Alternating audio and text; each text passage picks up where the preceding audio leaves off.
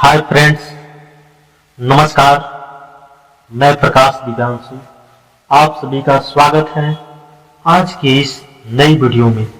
तो दोस्तों, आज हम यूनियन बजट 2023 के बारे में पढ़ेंगे। दोस्तों, 2023 के केंद्रीय बजट के बारे में जानेंगे। बजट में क्या क्या महत्वपूर्ण मुद्दा है, क्या टॉपिक है, उसके बारे में हम अच्छी तरह से इस वीडियो में जानेंगे। तो दोस्तों, सबसे पहले जान लेते हैं बजट क्या है। तो देखिए, बजट वह चीज है जो आने वाले समय, आने वाले काल, आने वाले साल की कमाई और खर्चे की योजना बजट कहलाती है। कि किस पर हमें कितना एक्सपेंडिचर करना है, कितना प्राप्त करना है, कितना क्या करना है, इसके बारे में हम जो योजना बनाते हैं वही बजट है। ठीक। और बजट से जिसका संविधान या कि आर्टिकल 112 यानी कि एक आर्टिकल 112 के अनुसार केंद्रीय बजट देश का सालाना या फाइनेंशियल लेखा जोखा होता है। ठीक। और देखिए, बजट का उपयोग संविधान में आपको कहीं नहीं मिलेगा। बजट की जगह पे आर्टिकल 112 में फाइनेंशियल लेखा जोखा के नाम से मिलेगा। ठीक। तो समझ गए बजट क्या है। बजट जो एक साल आने वाले विगत वर्ष यानी आने वाले साल में एक आने वाले साल की कमाई और खर्चे का जो योजना सरकार तय करती है वही बजट है। ठीक। और देखिए, बजट के बारे में मुख्य चीज, देश की बजट में कई स्रोतों से आने वाले पैसे और तरह तरह मंदों में होने वाले खर्च की विस्तृत योजना पेश की जाती है। और इसके साथ ये भी तय होता है कि अगले साल सरकार टैक्स की दर क्या रखेगी। तो ये सब बजट में उल्लेख होता है। किस पर कितना टैक्स लगाएगी सरकार, कब क्या करेगी, खर्च कितना करेगी, कितना बचाएगी, कहाँ कितना पैसा कहाँ यूज करना है, इसके बारे में फाइनेंशियल जो लेखा जोखा होता है वही बजट है। ठीक। तो देखिए, बजट शब्द कैसे उत्पन्न हुआ, बजट कैसे प्राप्त हुआ। देखिए, बजट शब्द की उत्पत्ति फ्रेंच भाषा से हुई है। फ्रेंच भाषा के लातिन शब्द बुल्गा से हुई है। ठीक। और इसका अर्थ होता है चमड़े का थैला। और बुल्गा से फ्रांसीसी शब्द बोगोट की उत्पत्ति हुई, जिसके बाद अंग्रेजी शब्द बोगोट अस्तित्व में आया, इससे बजट शब्द बना। ठीक है। बार बार बोलता हूं कि आपको संविधान में बजट शब्द देखने को नहीं मिलेगा, इसकी जगह पे फाइनेंशियल लेखा जोखा मिलेगा। ठीक है। तो बढ़ते हैं आगे।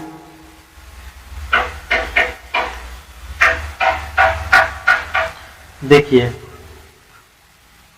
7 अप्रैल को याद रखना है आपको, विश्व स्वास्थ्य दिवस के रूप में 7 अप्रैल को मनाया जाता है।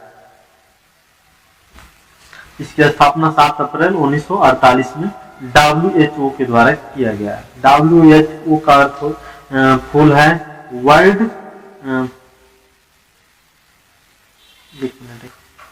WHO का फुल फॉर्म है वर्ल्ड हेल्थ ऑर्गेनाइजेशन। ठीक है, विश्व स्वास्थ्य संगठन।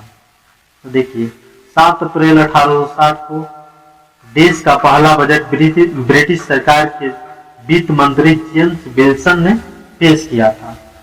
तो ये एग्जाम में पूछ सकता है आपसे कि पहला बजट पेश करने वाला ब्रिटिश सरकार कौन थे। तो उसका नाम था, वित्त मंत्री जो थे जेम्स विल्सन के द्वारा भारत का बजट पेश किया गया था। ठीक है, 7 अप्रैल 1860 को। देखिए, बजट का समय बदला। 1924 से लेकर 1999 तक बजट फरवरी के अंतिम कार्यकारी दिन शाम 5 बजे पेश किया जाता था। यह प्रथा सर बेसिस ब्लैकेट ने 1924 में शुरू की थी। ठीक है। शाम को 5 बजे पेश किया जाता था। ठीक है, बजट सर बेसिल ब्लैकेट ये प्रथा चालू की थी। ठीक, इसके बाद देखिए हाँ, ये 1924 में शुरू हुई थी। ठीक है, तो आगे बढ़ते हैं। देखिए बजट का समय बदल गया। अब भारतीय जो 2000 के बाद पहली बार यशवंत सिन्हा ने बजट 11 बजे पेश किया। ठीक, बजट 5 बजे से हटा करके अब 11 बजे पेश होने लगा। ठीक है, और वर्ल्ड हेल्थ ऑर्गेनाइजेशन का जो मुख्यालय है जनेवा में है, जो कि 1948 में स्थापना हुई थी। तो यह याद रखिएगा। चलिए बढ़ते हैं आगे। तो देखिए स्वतंत्र भारत का पहला बजट कब पेश किया गया, किसके द्वारा पेश किया गया, तो देखते हैं। स्वतंत्रता के बाद देश का पहला बजट पहले वित्त मंत्री आर.के. षणमुखम चेट्टी ने 26 नवंबर 1947 को पेश किया। आर.के. षणमुख चेट्टी 26 नवंबर 1947 को इन्होंने पेश किया। ठीक है, स्वतंत्रता के बाद पहली बार बजट पेश करने वाला वित्त मंत्री आर.के. षणमुखम चेट्टी थे। ठीक है, तो याद रखिएगा। और ये भी याद रखिएगा 26 नवंबर को राष्ट्रीय दुग्ध दिवस के रूप में भी मनाया जाता है। और अंतर्राष्ट्रीय मिल्क डे, अंतर्राष्ट्रीय दुग्ध दिवस 1 जून 2023 को मनाया गया। ठीक है, तो 1 जून को भी अंतर्राष्ट्रीय दुग्ध दिवस मनाया जाता है और 26 नवंबर को राष्ट्रीय दुग्ध दिवस मनाया जाता है। तो ये याद रखिएगा। ठीक है, चलिए बढ़ते हैं आगे। तो देखिए गणतंत्र भारत का पहला बजट, भारतीय गणतंत्र की स्थापना के बाद पहला बजट 28 फरवरी 1950 को जॉन मथाई ने पेश किया था। इस बजट में योजना आयोग का स्थापना या वर्णन किया गया है। ठीक है, इंग्लिश में भी है तो देख लीजिएगा। तो देखिए गणतंत्र भारत का पहला बजट सी.डी. देशमुख वित्त मंत्री होने के साथ रिजर्व बैंक के पहले भारतीय गवर्नर भी थे। उन्होंने 1951 से 1952 में अंतरिम बजट पेश किया है। इन्होंने भारतीय रिजर्व बैंक के गवर्नर होते हुए इन्होंने देश का पहला बजट पेश किया। ठीक है, गणतंत्र भारत का पहला बजट पेश किया। ठीक है,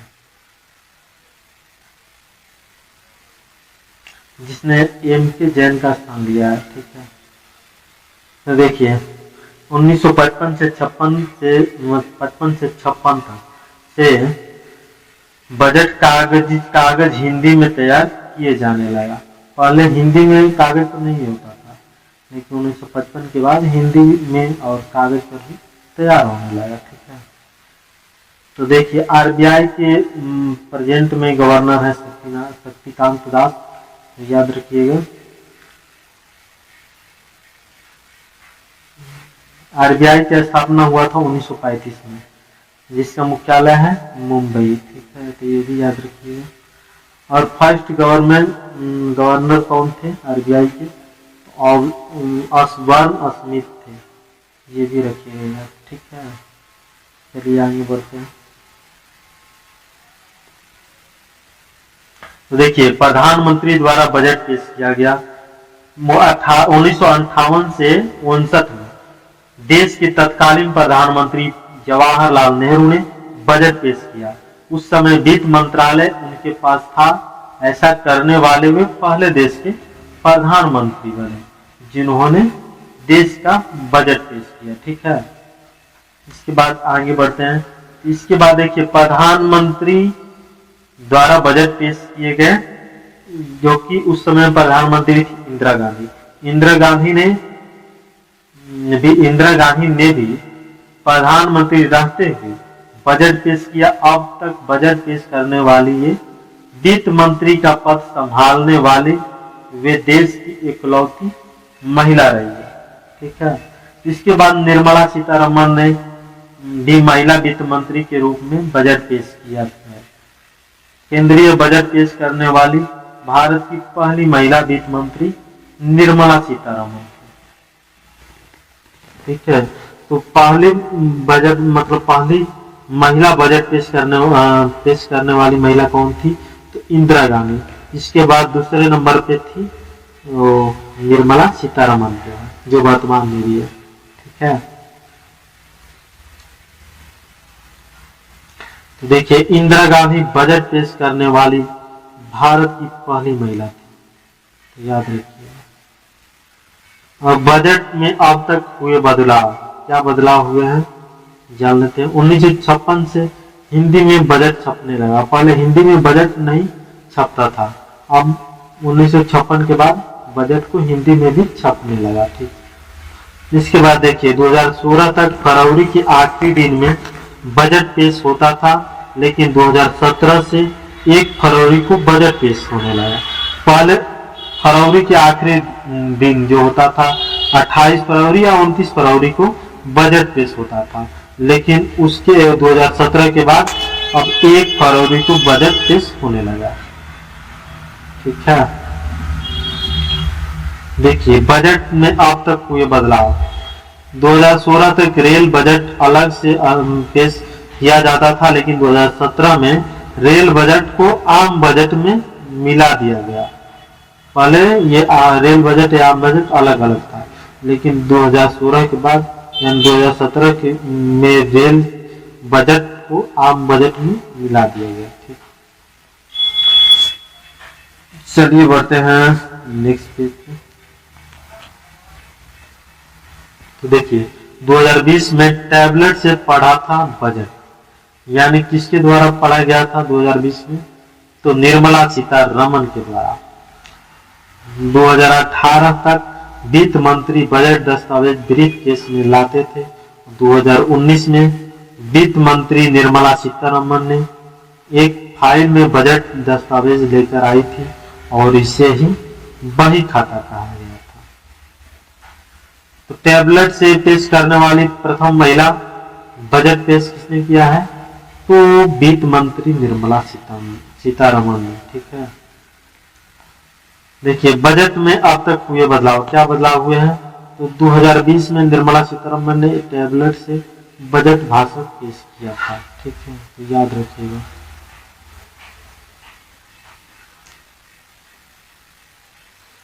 सबसे लंबे बजट भाषण किसने दिया था? तो देखिए रिकॉर्ड मौजूदा वित्त मंत्री निर्मला सीतारमण के नाम है। इन्होंने 1 फरवरी 2020 को यूनियन बजट 2020 से 21 पेश करते हुए समय 2 घंटे 42 मिनट में लंबा बजट भाषण दिया था। इसने तो वित्त मंत्री निर्मला सीतारमण के नाम से रिकॉर्ड है। ठीक है, चलिए बढ़ते हैं आगे।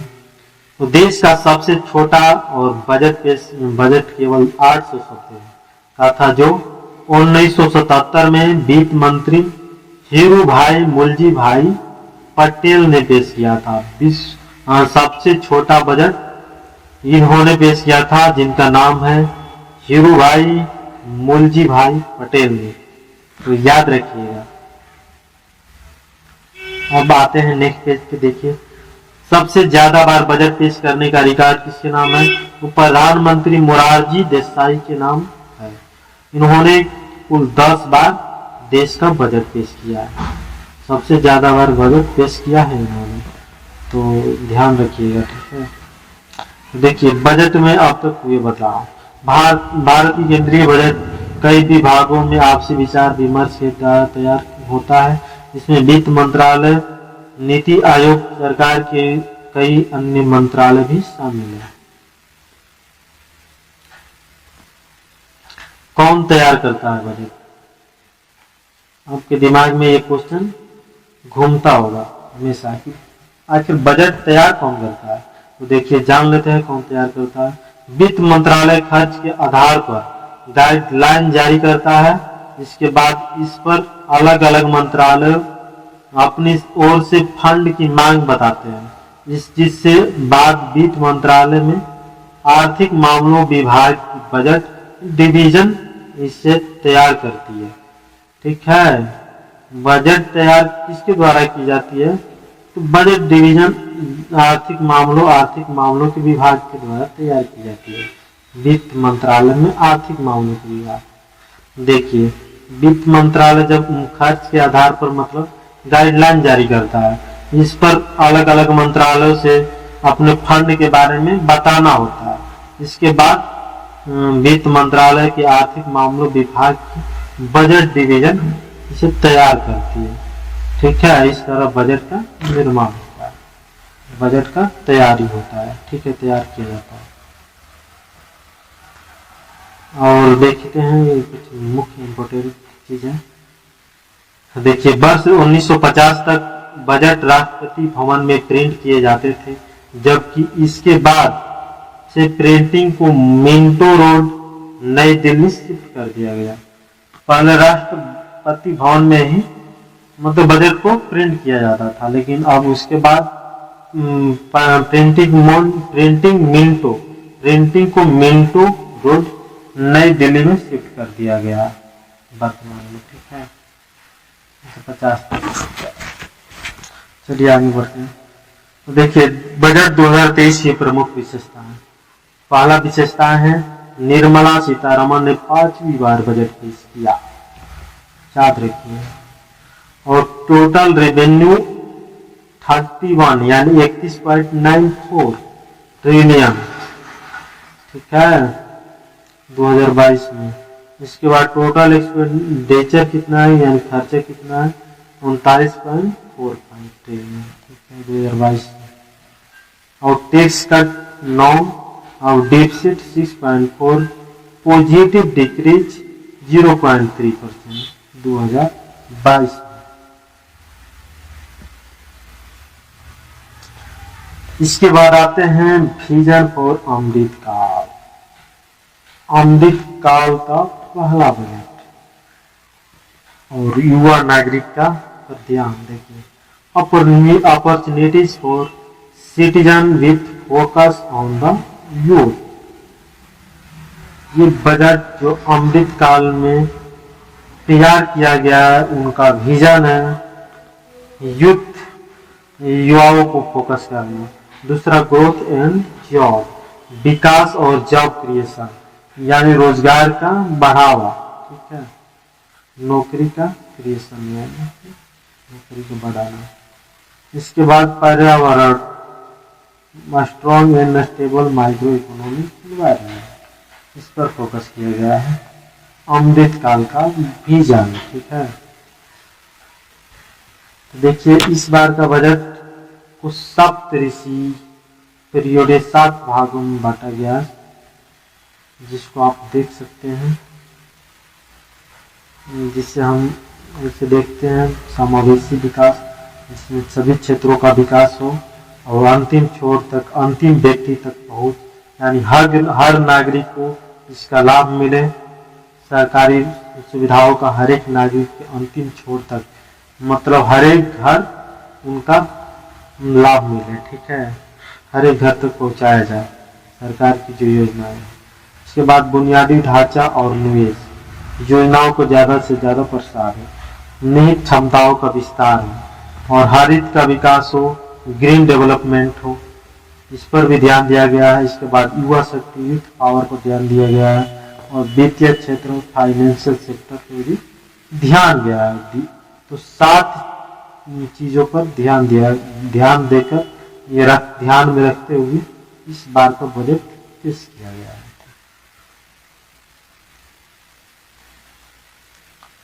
देखिए, बजट 2023 की प्रमुख बातें। 7 लाख रुपए के इनकम टैक्स फ्री। इस 7 लाख रुपए का आय पर नौकरी पेशा वर्ग का कोई टैक्स नहीं देना होगा। ठीक है, 7 लाख रुपए तक की आय पर भारत सरकार द्वारा आपको उस पर कोई टैक्स नहीं लगेगा। अगर आपका सालाना 7 लाख हो, उस पर कोई टैक्स भारत सरकार नहीं लेगा। ठीक है, तो देखिए, टैक्स को, आय को यानी आपकी इनकम को कितने पे कितने % टैक्स लगेगा उसके अनुकूल बांटा गया। देखिए, 0 से 3 लाख, 7 लाख के बाद 0 से 3 लाख तक के बीच में रहता है आपका कैश, तो उस पर कुछ नहीं टैक्स लगेगा। 3 लाख से 6 लाख के बीच में आपको 5% का मतलब टैक्स लगेगा। 6 से 9 10%, 9 से 12 लाख पर 15% टैक्स लगेगा, 12 से 15 लाख पर 20%, 15 लाख से अधिक के आय पर 30% टैक्स लगेगा। तो ध्यान में रखिएगा, ठीक है।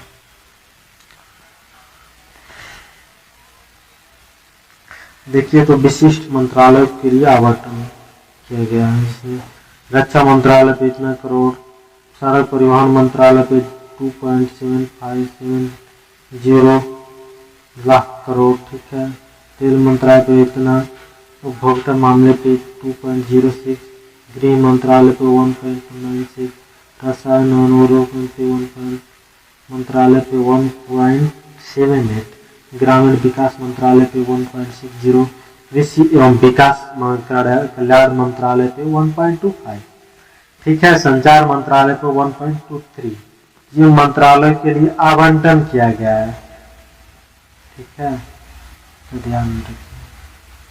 बजट 2023 की प्रमुख बातें, क्या सस्ता हुआ क्या महंगा हुआ, ये बजट में उल्लेख किया गया। देखिए तो इलेक्ट्रिक वाहनों, साइकिल, ऑटोमोबाइल, देसी मोबाइल ये सस्ते होंगे।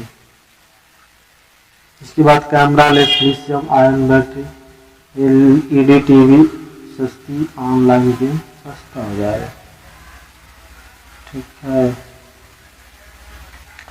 बजट तेजी तो पढ़ लिया ना, इसके बाद आगे बढ़ते हैं।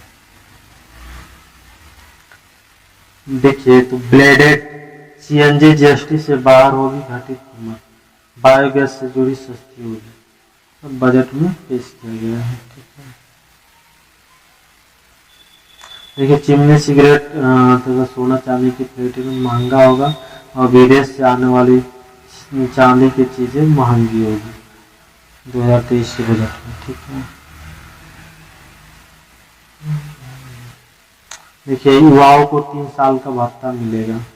47 लाख युवाओं के लिए pan India national apprenticeship scheme शुरू की जाएगी, जिसके तहत 3 साल तक भत्ता दिया जाएगा बेरोजगार युवाओं के लिए, ठीक है। 47 लाख युवाओं को लाभ प्राप्त होगा। तो आज के इस वीडियो में यही तक। इसके बाद आपको आगे की वीडियो में कुछ नई टॉपिक के साथ आएंगे। तो आशा है आपको ये वीडियो अच्छा लगा होगा। तो मेरा वीडियो आपको अच्छा लगता है तो आप मेरे वीडियो को लाइक, शेयर एंड मेरे चैनल को सब्सक्राइब करने का प्रयत्न करिएगा, ठीक है। धन्यवाद, मिलते हैं आपको अगले वीडियो में।